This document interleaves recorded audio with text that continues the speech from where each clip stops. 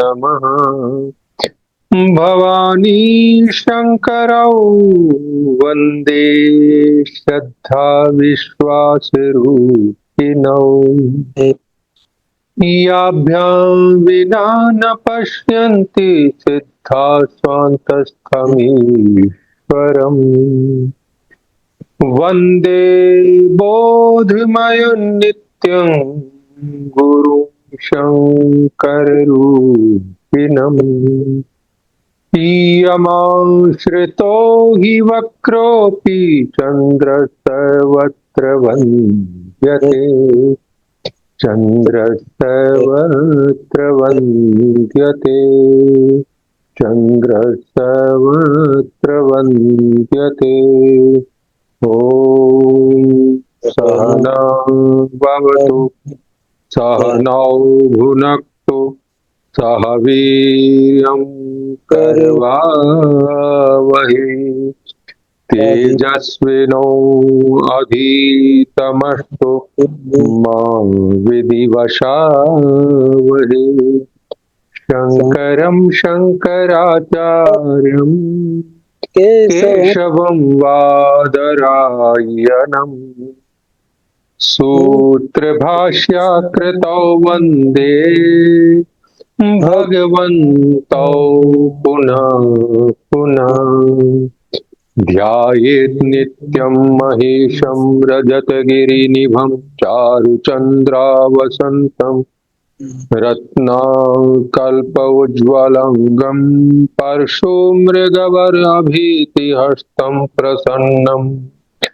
पद्मासीनं समन्तास्तुतम् अमरगणैः व्याघ्रं कृतिं वसानम्।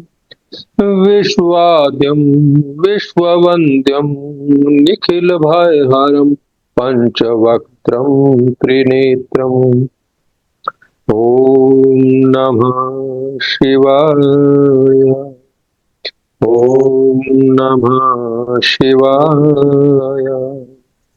ॐ नमः शिवाय। श्री शिव मानस पूजा रत्नैकल्पितमासनं हिञ्जलै स्नानै च दिव्याम्बरं। नानारत्नविभूषितं मृगमदा मोदाङ्कितै चन्दनम्। जाति चंपक बिल्वपत्र रचितम् पुष्पै च धूपं तथा दीपं देवदयानिधे पशुपते हृत्कल्पितं गृह्यताम्। सौवर्णे नवरत्नखण्डरचिते पात्रे घृतं पायसम्। भक्ष्यं पञ्चविधिं पयोदधियुतं रम्भाफलं पानकम्। शाकानां युतं जलं रुचिकरं कर्पूरखण्डोज्ज्वलन्। ताम्बूलं मनसा मया विरचितं भक्तया प्रभो स्वीकुरु। छत्रैः चामरयोर्युगं वयजनकैः चादर्शकं निर्मलम्। वीणा भेरी मृदङ्गकाहलकला गीतैः च नित्यं तथा।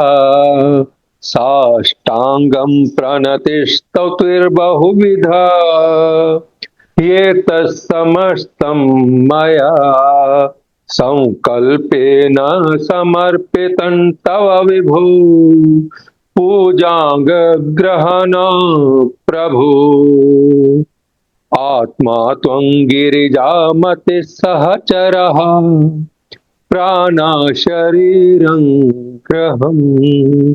पूजा ते विषयोपभोग रचना निद्रा समाधि स्थितिः संचारा पदयो प्रदक्षिणा विधे स्तोत्राणि सर्वा गिरो यत् यत् कर्म करोमि तत्तदखिलं शंभो तवाराधनम् करचरण कृतं वाक् कायजं कर्मजं वा श्रवणेनजं वा मानसं वा पराधम् विहितं वा सर्वमेतत् क्षमस्व जय जय करुणावधे श्री महादेव शंभो श्री महादेव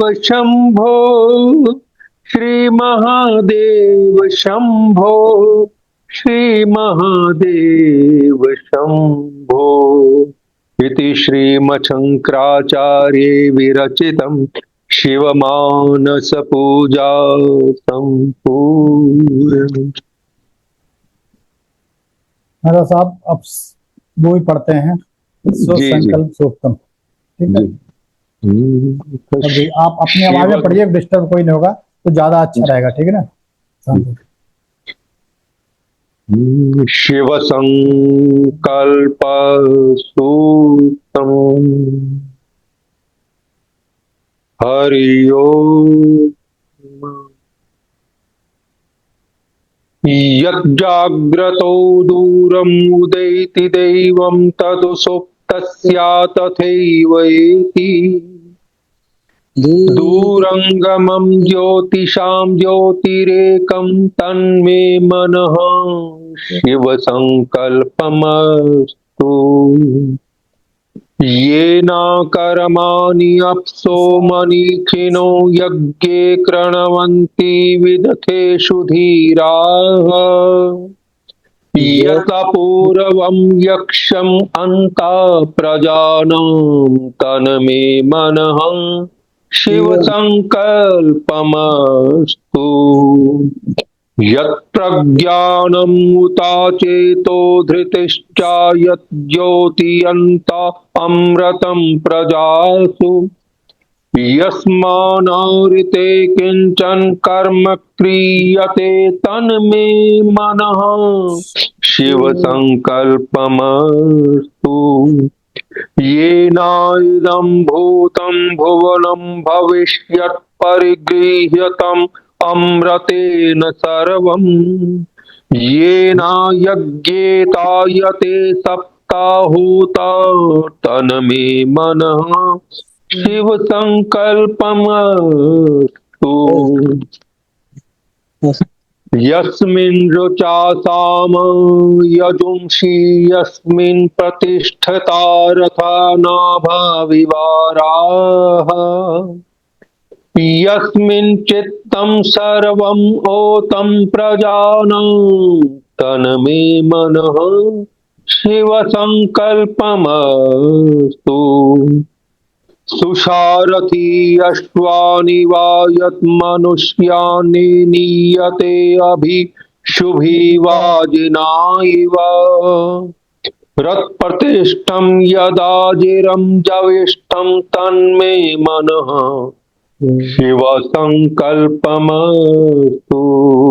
तन्मे मनः शिव संकल्पमस्तु। तन्मे मनः शिव संकल्पमस्तु।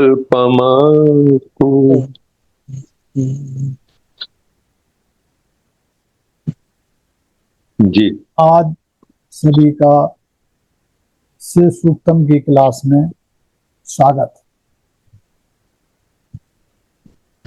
आज हम सेकंड मंत्र और थर्ड मंत्र करेंगे, ठीक है, सो संकल्पमस्तु का। और इसका बेसिकली जो सेकंड मंत्र है जो आज हम करेंगे उसमें क्या है कि जो वास्तव में जो हमारा मन है सबका बहुत अनोखा है और ये जो मन देवी शक्ति से युक्त होता है। मतलब हमारे मन में दैवी शक्ति भी होती है। दूसरे मंत्र में हमने क्या हुआ, मन की महिमा का गुणगान करेंगे। जो मन का, पहले तो मन कहाँ कहाँ जाता है, कैसा होना चाहिए, आज हम दूसरे मंत्र में महिमा, मन की महिमा का गुणगान करेंगे। और साथ में हम प्रार्थना करेंगे कि हमारा मन भी ऐसा ही हो कि जिसके द्वारा हम सदा उत्तम कर्मों को करते रहें। ठीक है, मंत्र है, येन कर्माणि अपिसो मणिषिणो यज्ञे क्रीडवन्ति विदधे सुधीरा यत् अपूर्वम यक्षम अंत प्रजानाम तन्मे मना शिव संकल्पमस्तु। इसका अर्थ इतना ही है कि जिस मन से कर्म धर्मनिष्ठ मन का दमन करने वाले बुद्धिमान लोग विज्ञान एवं युद्ध संबंधी वैदिक कर्म करते हैं, जो अद्वितीय स्वभाव वाला होकर प्राणी मात्र के हृदय में एकीभूत है, वह मेरा मन तन्मय मना कल्याणकारी संकल्प वाला हो। ये तो उसका नॉर्मल जो अर्थ है वो है। अब मैं आपका इसको अंदर से बताता हूं, इसकी व्याख्या करते हैं। भावा इसमें है कि मेरी प्रार्थना है कि मेरा मन है वो जिसके द्वारा कर्म कांडों और तत्संबंधी प्रतिक्रियाओं, नियमों के ज्ञाता विज्ञान विद्वान लोग उत्साह और ऊर्जा से भरकर विभिन्न यज्ञों में व्यस्त रहते हैं, और साथ ही जो अनोखा और सब प्राणियों के अंदर वास करने वाला देव है वह शुभ विचारों से युक्त हो जाए। ये हमारी इस श्लोक के भाव है। अब इसमें आता है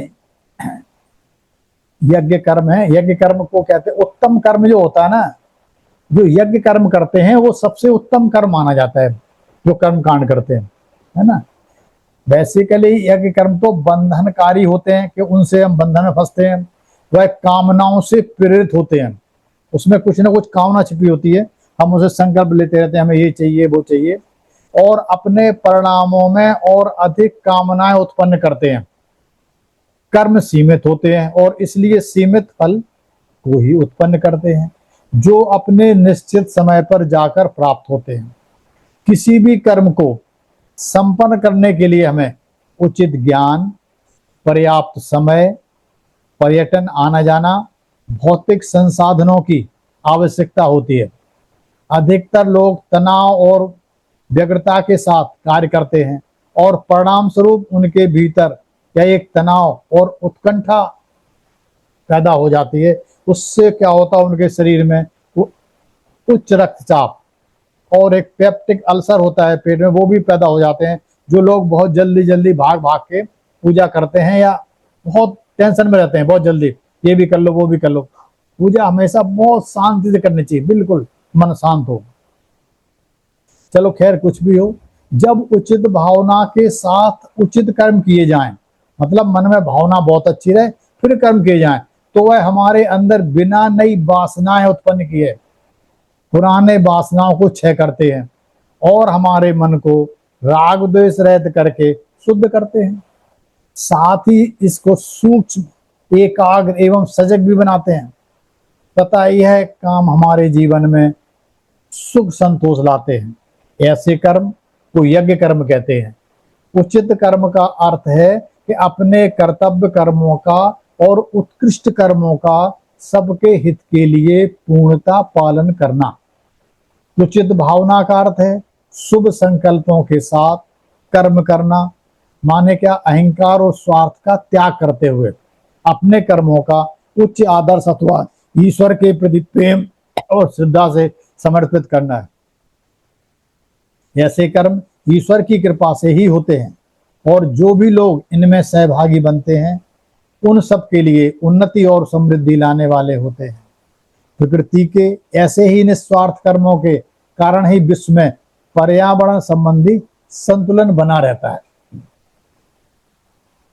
उदाहरण के लिए देखते हैं कि सूर्य निर्विकल्प रूप से सदा ही चमकता रहता है, उसे कोई कामना नहीं है, कोई साधन, वो बिगर कामना के निकलता है।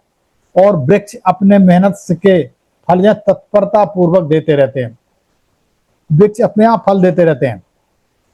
उत्पन्न करते हैं, उपभोग से अधिक और लेते हैं, जितना देते हैं कहीं अधिक। जितना आप पेड़ को देखते हो ना, वृक्ष को, उससे कहीं ज्यादा देता है वो। आप उसे थोड़ा देते हो, वो आपको बहुत ज्यादा देता है। इस प्रकार के कर्म यज्ञ कर्म कहलाते हैं। तो यहाँ पर है, मेरी प्रार्थना है कि मेरा मन सदा इसी प्रकार के कर्मों में लगा रहे।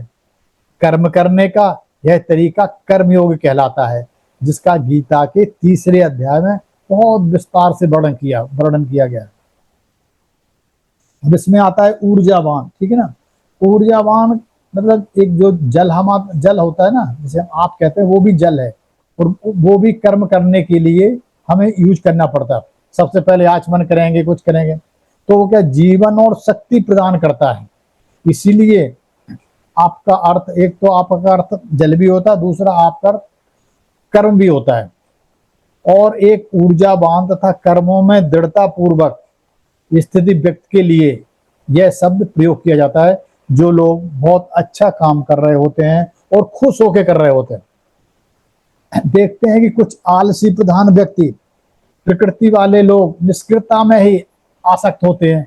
कुछ लोग अपने कर्तव्यों को भूल जाते हैं तथा कर्म करने में ही बड़े ही लापरवाह होते हैं। ऐसे लोग आधे मन से प्रयत्न करते हैं, साथ ही टाल मटोल करते रहते हैं, और कई बार तो खाली दिमाग शैतान के घर की कहावत को चरितार्थ करते हुए आध्यात्मिक मार्ग में भी लिप्त हो जाते हैं। कुछ लोग तो बिना सोचे विचारे कर्म कर डालते हैं, और कुछ दूसरे लोग कर्म करते ही नहीं, केवल कर्म को लेकर सोच विचार में ही पड़े रहते हैं। एक क्रियाशील व्यक्ति जो हमेशा काम करने में विश्वास करता है, जिसके पास आवश्यक संसाधन है, उचित कार्य विधि जानता है यज्ञ करना, तथा उसका सोचने का तरीका भी उचित है, ठीक है, वह अपना लक्ष्य प्राप्त कर लेता है। सबसे अच्छे लोग सबसे आग्रह करते हैं कि वह अपने कार्य की योजना बनाओ, फिर उस योजना को क्रियान्वित करो, मतलब उस योजना को पालन करो या लागू करो। जब भी कोई कार्य करना हो तो पहले ही उसके लिए जरूरी संसाधनों, आवश्यक प्रयत्नों तथा उस कर्म के परिणाम को पूर्ण ज्ञान प्राप्त कर लेना चाहिए। हमें कर्म के साथ उसके बहाव में नहीं बहना चाहिए, माने कर्म हमें बांधने ना पाए। इसीलिए कर्म पूरी सजगता और समझ के साथ किए जाने चाहिए। मेरी प्रार्थना है कि मैं भी ऊर्जावान बनूं और सदा शुभ कर्मों में संलग्न रहूं। इसमें एक बड़ा आया था, ये न कर्माणि अप्सु मनीषिणो। मनीषी का मतलब होता है आत्म संयमी। मनीष के अर्थ अनेक अर्थ हैं, जैसे कि विचार, उसको भी मनीषी कहा सकता है, कामना, निश्चय, धारणा, स्वतंत्र विचारधारा और आत्म संयम। मनीषी के इतने वर्ड हैं। और ये बना कैसे है? मनसा प्लस ईसा से बना है मनीषी। जो व्यक्ति दृढ़ निश्चयी है, स्वतंत्र विचारों वाला है और अपने मन का स्वामी है, वही मनीषी है। एक वाहन पर सवारी का आनंद, तो मतलब एक वाहन में या किसी गाड़ी का आनंद आप जब ले सकते हो जब तक आपका उस वाहन के ऊपर कंट्रोल है, ठीक है ना। जैसे आप 100 पे गाड़ी चला रहे हैं, अगर आपका 100 पे बहुत अच्छा कंट्रोल है तब आप उस गाड़ी का मजा ले रहे हो।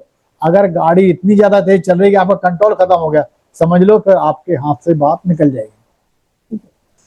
इसका एक ऐसे उदाहरण लोग देते हैं कि एक आदमी एक बहुत तेज रफ्तार से दौड़ते हुए घोड़े के गले को पकड़ रखा था, और घोड़ा दौड़ता हुआ चला जा रहा था बिल्कुल तेज। जब घोड़ा दौड़ता हुआ जा रहा था तो लोगों ने पूछा, आवाज दी, कह रहे भाई आप ये तो बताओ आप जा कहाँ रहे हो। तो आदमी कहता भाई मेरे को नहीं पता, अगर आपको पूछना है तो इस घोड़े से पूछ लो, ये बता देगा ये कहाँ ले जा रहा है ना। तो हम में से बहुत से लोग देखते हैं कि हमारा मन भी अक्सर हमें चकमा दे देता है, कहीं भी ले जाता है। इसीलिए इससे बचना चाहिए, और हर बार अलग अलग स्थानों की सैर पर ले जाता है। हमारे मन को मानो स्वभाव ही है, संवेगों के तूफान में बह जाता है, कल्पनाओं के पंख लगाकर उड़ने लग जाता है, भावनाओं में अंधा हो जाता है, आमोद प्रमोद से उसकी एकाग्रता भंग हो जाती है, पुरानी यादों से यह परेशान होता रहता है, व्यसनों से इसे कष्ट पहुंचता है, भ्रांतियों से मोहित हो जाता है और तनाव के बोझ तले दबा रहता है। बुद्धिमान व्यक्ति अपने कर्तव्य, आध्यात्मिक साधनाओं, वैराग, सजग जीवन शैली और सतत प्रयत्नों का पूर्णता निभा करके अपने मन को संयमित कर लेता है। संयमित मन ही हमारा मित्र कहलाता है, जो हमें लक्ष्य प्राप्ति में सफलता दिलाता है और हमारे जीवन में शांति और पूर्णता लाता है। मेरी प्रार्थना है कि मैं भी ऊर्जावान, आत्म संयमी बनूं और सदा शुभ कर्म करें और शुभ कर्मों में संलग्न रहूं। मतलब जितने हम कर्म करें वो सारे शुभ हों। बुद्धिमान, धीर, धीर का मतलब होता है जो, मतलब ये भी कई जगह यूज होता है, जो अंतर्मुखी लोग होते हैं, बुद्धिमान लोग। धीर शब्द अनेक अर्थों में प्रयोग होता है, जैसे कि जो व्यक्ति अपने मन को अंतर्मुखी कर ले, मतलब अपने अंदर देखने लग जाए, जो संवेगों से, मतलब संवेदना होती शरीर में से उत्तेजित नहीं होता है, जिसमें धैर्य है, या जो धैर्यवान है और वही भी जिसे सत्य का ज्ञान है, वही धीर पुरुष कहलाता है। अब एक स्थिति को देखकर एक छोटा बालक और एक वयस्क व्यक्ति, मतलब जो जवान है, अच्छा खासा नौकरी करता है, ये सब कुछ पता है, और एक छोटा बालक है जो फर्स्ट या सेकंड स्टैंडर्ड की क्लास में जाता है, वो एक सड़क के किनारे कोई तमाशा दिखा रहा था और दोनों देखने लगे। बालक भी तमाशा देख रहा था और वो युवा भी तमाशा देख रहा था। बालक तमाशे में इतना मग्न हो जाता है कि भाई स्कूल जाना भी भूल जाता है, लेकिन जो व्यक्ति था वो अपने अपनी घड़ी देखता है कि टाइम हो गया और अपने कार्यालय की ओर चल पड़ता है। वयस्क व्यक्ति में यह क्षमता होती है, वह जब चाहे तब अपने मन को संसार के विषयों से हटाकर अंतर्मुखी कर सकता है। देखना यहाँ पर, फिर भी देखना कि वह जब चाहे तब अपने मन को संसार के विषयों से हटाकर अंतर्मुखी कर सकता है। बुद्धिमान व्यक्ति विवेकवान और सुख दुख में संतुलित रहने वाला होता है। कुछ अन्य लोग अपने मन को एकाग्र करके अपने स्वरूप का साक्षात्कार करते हैं। जो लोग अपने अंदर देखते हैं या अपने अंदर की तरफ जिनकी नजर जाती है, जो अंतर्मुखी हो जाते हैं, वो लोग साक्षात्कार करने में बहुत अग्रसर होते हैं और यूनिवर्स उनके साथ साक्षात करवा भी देता है। तो यहाँ पर हम फिर करेंगे कि मेरी प्रार्थना है कि मैं भी उत्साहित हूँ, ऊर्जावान हूँ, आत्म संयम से युक्त होकर विवेकवान एवं ज्ञानी हो जाऊं, जिससे कि सदा इसी प्रकार से सत्कर्मों में संलग्न रहूं। अनोखा, एक आया था अपूर्वम वर्ड, यद पूर्वम है ना, तो अपूर्वम है वो, अनोखा। हम में से प्रत्येक व्यक्ति यह सोचता है ना वह संसार में अनोखा है, उसका मन कुछ विशिष्ट प्रकार का है, और यह बात सही भी है, क्योंकि हम में से प्रत्येक व्यक्ति के मन की रचना इसके उपादान और निमित्त कारणों के अपने एक विशिष्ट अनुपात में आपसी संयोग होने से होती है। लेकिन उपादान और निर्मित कारणों के परस्पर सहयोग के अगणित अनुपात हो सकते हैं और उसके फलस्वरूप असंख्य प्रकार के मनों की रचना हो सकती है। इसी प्रकार हम सब अपूर्व विचारक होते हैं। मतलब जब था ही नहीं पूर्व से पहले, तो सबसे पहले विचार ही तो आया था सबसे पहले, तो वो जो है अपूर्व। कुछ लोग वास्तव में रचनात्मक होते हैं, वे एकदम नई और असाधारण तथा आकर्षित शैली में विचार करने वाले होते हैं। ऐसे लोग ही सपनों को सत्यता का रूप प्रदान करने वाले और असंभव को संभव कर देने वाले होते हैं। बच्चे भी संसार को इसकी समस्त चुनौतियों से अच्छे प्रकार से देखने और ठीक से समझने की एक अपूर्व और संपूर्ण दृष्टि से संपन्न होते हैं। दुनिया में जो कुछ भी उत्पन्न होता है वह पहले एक विचार के रूप में प्रकट होता है। जो कुछ भी दुनिया में देख लो, सबसे पहले विचार आता है। इसलिए मन समस्त कर्मों के पूर्व विद्यमान हुआ, लेकिन इससे पूर्व कुछ नहीं होता, इसलिए भी मन अपूर्वम है। मन हमारा है अपूर्व, पूर्व से सबसे पहले मन ही था, उसके पहले वो था ही नहीं। इसी प्रकार से समिष्टि मन, समिष्टि में परमात्मा का मन सबसे पहले बना, लेकिन इसके पहले कुछ भी नहीं था, इसीलिए भी इसको अपूर्वम कह सकते हैं। कार्य से पहले कारण होता है, इसलिए सृष्टि रचना से पूर्व विशुद्ध आत्म तत्व या चैतन्य तत्व विद्यमान था। जब सृष्टि की रचना नहीं हुई थी, उससे पहले भी ये आत्म तत्व था, चैतन्य तत्व था।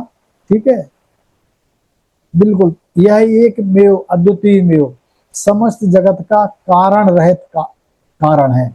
मतलब ये पहले एक ही था, बाद में अद्वितीय बना। देखा जाए तो सच में ही अनोखा है, क्योंकि न तो इसके पहले कुछ था और न बाद में ही कुछ है, न इससे भिन्न कुछ है, न इसके जैसा भी कुछ है। मेरी प्रार्थना है, यहां पर करेंगे कि मेरी प्रार्थना है कि मेरा यह अनोखा मन सदा ही सत्कर्मों में संलग्न रहे। परमात्मा का है अनोखा उपहार, भली भांत उपयोग में आए। मेरा मन उस अनोखे आत्म तत्व की खोज करने में लगकर सच में ही अनोखा बन जाए। ये हम उससे यूनिवर्स से प्रार्थना करते हैं।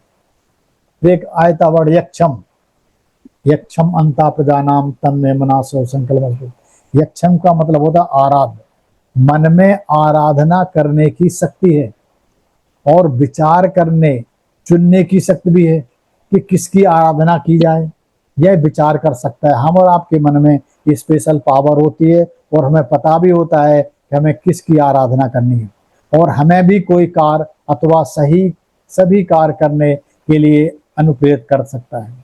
जब यह सत्य स्वरूप परमात्मा की आराधना करता है ना हम सबका मन, तो यह स्वयं भी आराध्य से एकाकार कर लेता है। मतलब मीन्स एक जिसकी पूजा कर रहे थे उसी की तरह हो जाता है। एक सुंदर श्रद्धा और ज्योतिर्मय चेतन सत्ता को यक्ष कहते हैं। जो मन देवी स्वरूप यक्ष अथवा ईश्वर की आराधना करता है वह वास्तव में पूजनीय और श्रद्धेय बन जाता है। तो यहाँ कहेंगे मेरी प्रार्थना है कि मेरा मन भी ईश्वर की आराधना करे और सुंदर तथा ज्योतिर्मय बन जाए।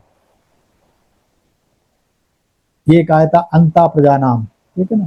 इसका मतलब है यक्षम अंता प्रजानाम तन में मनासो संकल्प। इसका मतलब होता है प्रत्येक जीवित प्राणी को मन प्राप्त है। जितने जो लोग जीवित हैं सबके पास मन है। कोई ऐसा नहीं प्राणी है कि जिसके पास मन ना हो। तो उसके पास मन होता है, भले ही वह अविकसित अवस्था में हो, मतलब बहुत ज्यादा विकसित ना हो, होता जरूर है। साथ ही उन सब में इसके अंदर अहम भाव भी होता है, जिसके कारण ही उन्हें स्वयं अपना एवं दूसरों का भान होता है कि मैं अच्छा हूं वो बुरा है, या कंपैरिजन करना हमेशा अहम भाव रहता है कि मेरा घर है, मेरा हाथ है, मेरा पैर है, अहम हम सब में रहता है। हमारा मन हमें हमारे अत्यंत प्रिय मित्र अथवा संबंधी से भी हमारे अधिक निकट होता है। सबसे नजदीक अगर कोई चीज है आपके सृष्टि में कोई नहीं है सिर्फ आपके मन के अलावा। आपका मन आपके सबसे नजदीक रहता है। इसलिए जो बात आपके मन में आती है, आपके चक्र, आपका शरीर वैसा ही काम करने लग जाते हैं। ये मन बहुत नजदीक रहता है। यह हमसे एकाकार होकर हमारी संपूर्ण जागृत अवस्था में सारी जिंदगी हमारा साथ देता है। जैसे हम हैं वो हमारे साथ उसी तरह से घुल जाता है। जैसे जिस तरह से हम सोच रहे हैं उसी तरह सोच लग जाता है। आप एक कोई थॉट सोचो, ये 20 थॉट उसी तरह के ला देगा। आप आध्यात्मिक सोचो तो आध्यात्मिक ला देगा, आप गलत सोचो तो गलत ला देगा। और जब ये थॉट लाएगा ना तो आपका जो चक्र है वो काम करना शुरू कर देंगे। क्या काम करने लग जाएंगे कि आपने अच्छा सोचा तो अच्छे लोग आपको मिलने लग जाएंगे, गलत सोचोगे तो गलत मिलने लग जाएंगे। यद्यपि ऐसा लगता है कि वह बहुत दूर जा रहा है, लेकिन वह है सदा हमारे अंदर से जुड़ा रहता है। मन कितने ही दूर चला जाए, कहीं चला जाए, लेकिन उसका एक कनेक्शन आपके हृदय में रहता है। यह अहंकार मानो प्रत्येक विचार को अंतर आत्मा में जगह देता है। कोई भी जो आप सोचते हो उसको अंदर ले जाके आपके लिए एक स्पेशल जगह बना देता है। यह अन्य दृष्टि से देखा जाए तो समष्टि मन सृष्टि के सभी चराचर प्राणियों का अंतर्यामी है, इसलिए वह सभी के अंदर विद्यमान है। मेरी प्रार्थना है कि मेरे अंदर विद्यमान वह मन मुझे सत्कर्मों के लिए प्रेरित करे। समष्टि मन मुझ पर कृपा करे, मेरे मन का उचित मार्गदर्शन करे और मेरे मन को पवित्र विचारों से पूर्ण कर दे। मेरी प्रार्थना है कि मेरा मन अपने स्वरूप की खोज करे कि मैं क्या हूं। अपने की खोज करने के लिए हम मन से कह रहे हैं कि मन तो अंदर की तरफ चला जा और जो है क्या, मैं क्या हूं, मेरे को जानने को कोशिश करो ताकि मैं साक्षात्कार कर सकूं। तो कहते हैं तन में मनासो संकल्पमस्तु। अब ये दूसरा मंत्र, अब हम तीसरा मंत्र की ओर चलते हैं, ताकि 2 मंत्र आज हो जाएंगे, 2 मंत्र अगले सोमवार को हो जाएंगे, और जो चौथा सोमवार बचेगा उस दिन हम एक मंत्र के साथ साथ आप लोगों को एक बहुत अच्छी चीज देंगे। आप मतलब शंकर जी की है, जैसे चमक बोलते हैं, 349 चीजें आपको परमात्मा से मांगेंगे, वो आपकी सेवा करेंगे। ठीक है, इसलिए आज तीसरा मंत्र भी करते हैं। जब तीसरे मंत्र में क्या है, तीसरे मंत्र में मन में अगणित क्षमताएं होती हैं, मतलब हमारे मन में बहुत क्षमता होती है। यहाँ पर तीसरा मंत्र उस मन की महिमा का गान करता है, और साथ ही इसमें अपने लिए ऐसे ओम नमः शिवाय। ओम नमः शिवाय। ओम नमः शिवाय। ओम नमः शिवाय। ओम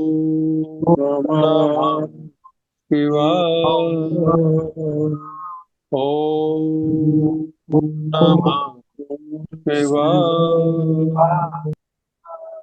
ओम नमः शिवाय। ओम नमः शिवाय। ओम नमः शिवाय।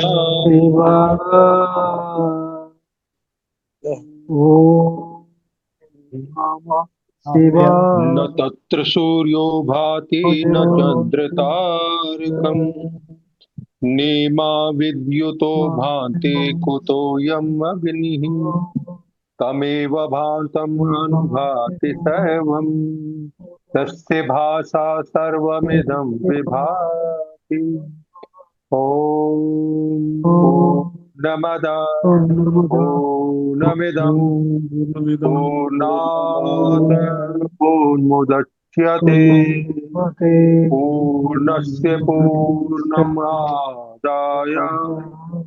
पूर्णमेवावशिष्यते।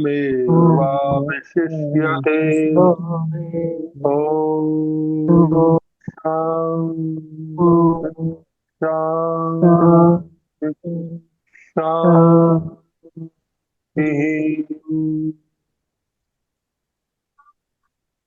जय हो भगवान, जय हो मेरे प्रभु।